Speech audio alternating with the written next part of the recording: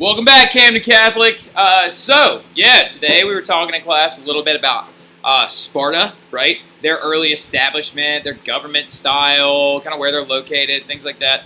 And today we're going to talk more about like Athens and the ideas of like their society, kind of like how they just greatly contrast from Sparta.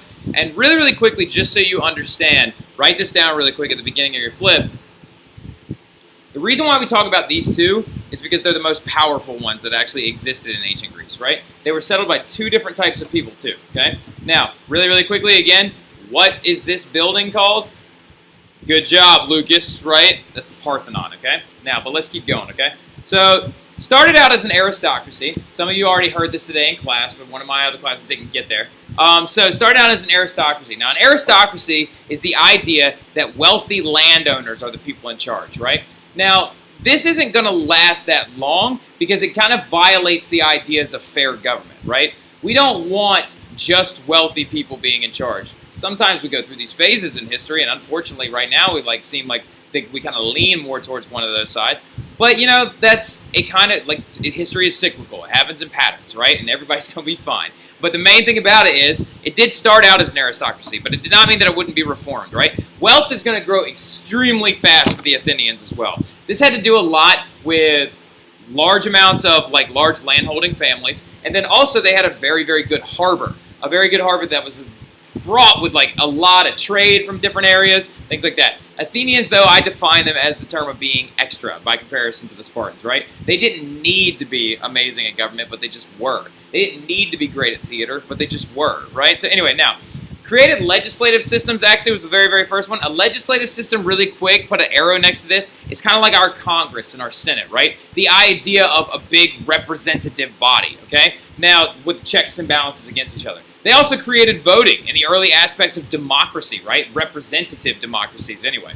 Now, democracy, though, is ruled by representative bodies. That's how it works. And the key aspect of it is voting. This is actually a really cool fun fact, and I want you to remember this tomorrow for the warm-up. The coolest thing about Athenians, the way they voted, is they would actually have, two pots for each different candidate that they were voting for, right? And there would be a pile of black rocks, and then there'd be a pile of white rocks. And, if you wanted one big pot, pile of black rocks, pile of white rocks. And if you were voting for me or Mr. Keogh, you would pick our designated rock. I'd be the black rocks, Keogh would be the white rocks. You would go up, grab a rock, throw it in the pot, and then they would break the pot and then count all the rocks up to see how the votes were tallied in ancient Athens. Now, only landowning male citizens, though, could actually participate in government, which was garbage at first, right? So anyway, there would be a lot of reform later on, though, that actually stopped this. A guy named Solon is going to come along, and he's actually going to redo the way that Athens is done. He's going to get rid of land debt and things like that, but we won't get into that right now. Let's get into Athenian women instead, right? So anyway, Athenian women had a lot less rights and freedoms than women did in Sparta. They were not allowed to participate in politics. They were not allowed to leave the house without a man, or usually without their husband. They were allowed to go to certain places outside of the home, like a well or a water reserve if they needed to. But women ran the entire house. And they were also essential for religious ceremonies when they needed them. Women also, though, in Sparta, like I said, had much more freedom. Women were not allowed in the agora in ancient Athens. They were not allowed to do a lot of things. Athenian society was very male-dominated, all right? Unfortunately, a byproduct of that was also a large amount of suppression of women's rights during that time period also. So that right there, those are Athenian women actually going to a wellspring together. Education's a big thing about Athenians as well. They believed heavily in education. This right here, as you can see, this is actually one of the fine Greek pots or pottery that we've talked about in class. And this right here, you can actually see this is a scene from an Athenian school. What different things can you see in this?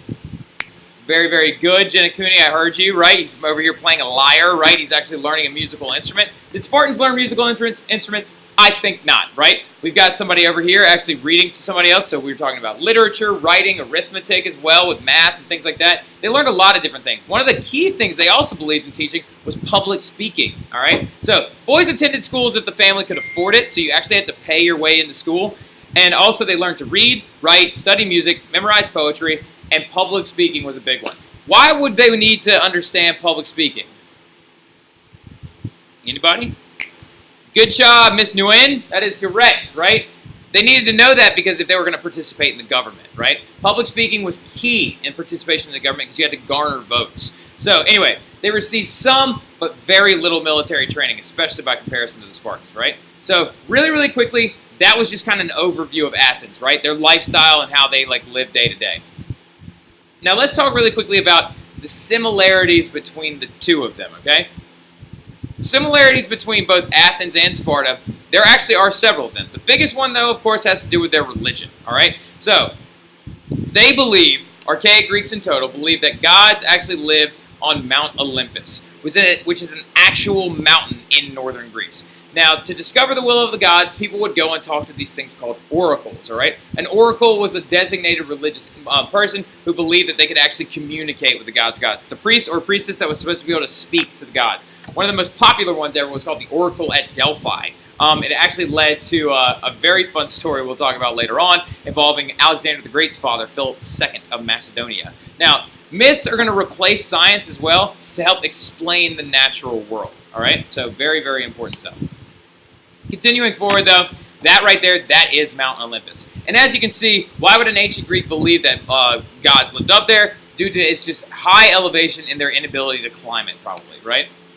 Now, anyway, warfare methods, very, very similar as well, because they both use the same similar types of warfare. Really quickly, write this down real fast. They referred to every single Greek soldier by his shield, all right? And every single Greek soldier was actually called a hoplite, all right? H-O-P, I think it's L-Y-T-E, hoplites, all right? Now, that's actually the name for their shield as well. They used iron weapons, shields, and armor. This right here below is actually what we believe an ancient archaic Greek soldier may have looked like, right? They wore a kilted skirt, they wore breastplates made of leather and iron, they also used a very large shield. So, anyway, keep going though. But the biggest similarity between the two of them has to do with their military tactic. And that tactic itself was actually called a phalanx, right? A phalanx was a massive tactical formation that actually used heavily armored soldiers, right? The way it would work is the front line of guys up front would have a series of spears, okay? They would have their shields up as well. And then there would be another line of guys behind them, also with spears. Now, the great thing about it was the guys up front would throw their shields up and then advance forward, lunge, and then retract back, and then the guys over top of them would also do the same thing. Provided fantastic protection for the each hoplite, and then also this is what it looked like, right? That's the phalanx formation. All right, we'll talk more about this in class tomorrow as well. But the city-states are going to begin to grow, and they're going to turn themselves into the very first Western society. Now, the most important thing that we'll start talking about tomorrow, speaking of them becoming a Western society, is we get to talk about our first war, right? So anyway, we'll be talking about just the aggressive Persian War and how them fighting the Persians led to the definite split between Eastern and Western civilizations. Because after defeating the Persian threat, the Greeks are actually going to finally be able to grow and become the Western greatness that they actually were supposed to achieve, right? So we will talk about that tomorrow in class, though. I'll be checking this split first thing. Enjoy the rest of your evening.